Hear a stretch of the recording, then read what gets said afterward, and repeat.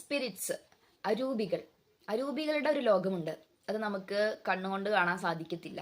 പരിശുദ്ധാത്മാവിനെ നമുക്ക് കാണാൻ സാധിക്കാത്ത പോലെ തന്നെ പൈശാചിക രൂപിയെയും നമുക്ക് കാണാൻ സാധിക്കത്തില്ല. പക്ഷേ ആത്മീയതയിലേക്ക് വന്നു കഴിയുമ്പോൾ നിങ്ങളുടെ ഹൃദയം ലളിതമാകും, ഒരു സോഫ്റ്റ് ആകും, സെൻസിറ്റിവിറ്റി നിങ്ങളുടെ ഭയങ്കരമായിട്ട് കൂടും.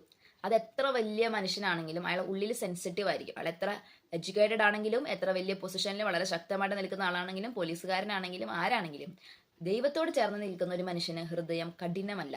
അയാൾ ഡിസിഷൻ മേക്കിംഗ് എടുക്കില്ലെന്നോ അല്ലെങ്കിൽ ശക്തമായ തീരുമാനങ്ങൾ എടുക്കില്ലെന്നോ അല്ല പറയുന്നത്. പക്ഷെ മാനുഷികപരമായ കാര്യങ്ങളിൽ അയാൾ ദൈവത്തെ പോലെ ബിഹേവ് ചെയ്യും. സോഫ്റ്റ്നെസ് ഉണ്ടായിരിക്കും, കരുണ ഉണ്ടായിരിക്കും, വിട്ടുകൊടുക്കും. അങ്ങനത്തെ പല ക്വാളിറ്റീസും അയാളുടെ ഹൃദയത്തിന് ഉണ്ടായിരിക്കും. അപ്പോൾ ഈ സ്പിരിറ്റ്സ് എന്ന് പറയുന്നത് നമ്മളെ കാണാതെ തന്നെ നമ്മളെ ആക്രമിക്കുന്നുണ്ട്.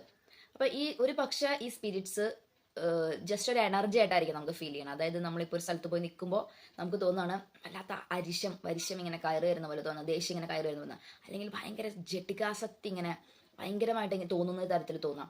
അല്ലെങ്കിൽ നുണ പറയാനുള്ള ടെൻഡൻസി, അല്ലെങ്കിൽ ചില സ്ഥലങ്ങളിൽ പോകുമ്പോൾ നമുക്ക് പണം ഉണ്ടാകണം, പണമാണ് വലുത് അങ്ങനെ നമുക്ക് തോന്നാൻ തുടങ്ങും. ഇനി ചില സ്ഥലങ്ങളിൽ പോകുമ്പോൾ അശുദ്ധ പാപങ്ങൾ ചെയ്യാനുള്ള ഭയങ്കര ടെൻഡൻസി ഉണ്ടാകും.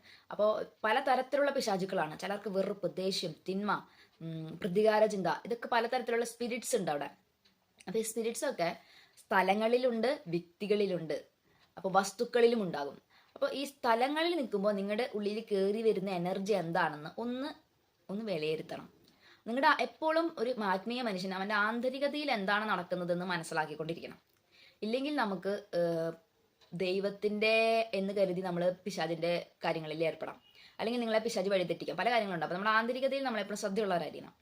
ഇനി വ്യക്തികൾ ചിലപ്പോൾ നിങ്ങളുടെ അടുത്തേക്ക് വരുന്ന സമയത്ത് നിങ്ങൾക്ക് അതുവരെ ഇല്ലാതിരുന്ന ടെംപ്റ്റേഷൻസ്, നിങ്ങൾക്ക് അതുവരെ ഇല്ലാതിരുന്ന എന്തൊക്കെയോ ഒരു എക്സ്പീരിയൻസ് നിങ്ങൾക്കുണ്ടാകും. അപ്പോൾ ആ വ്യക്തിയിൽ ഒരു പക്ഷേ പിശാച് ഉണ്ടായിരിക്കും. വ്യക്തികളിലൂടെയാണ് പിശാച് പലപ്പോഴും മറ്റേ വ്യക്തിയെ ക്യാച്ച് ചെയ്യുന്നത്.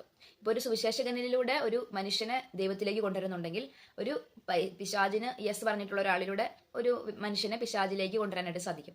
സോ വ്യക്തികളും ഇടങ്ങളും വസ്തുക്കളിലുമൊക്കെയുള്ള ഈ എനർജിയെ കുറിച്ചുള്ള ഒരു അവയർനെസ്, സ്പിരിറ്റ്സിനെ കുറിച്ചുള്ള ഒരു അവയർനെസ് നിങ്ങൾ ദൈവത്തോട് ചോദിച്ച് വാങ്ങണം, അത് മനസ്സിലാക്കണം, എന്നിട്ട് അതനുസരിച്ച് പ്രവർത്തിക്കണം.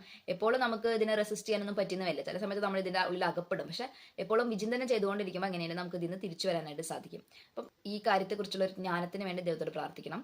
ആ സമയത്ത് കൃത്യമായ സഹായം കിട്ടാൻ വേണ്ടി പ്രാർത്ഥിക്കണം. പരിശുദ്ധ അമ്മയുടെ പ്രത്യേക മാധ്യസ്ഥം ഇതിന് നിങ്ങളെ തീർച്ചയായിട്ടും വളരെയധികം ഹെൽപ്ഫുൾ ആയിട്ടുള്ള ഒരു സംഗതി.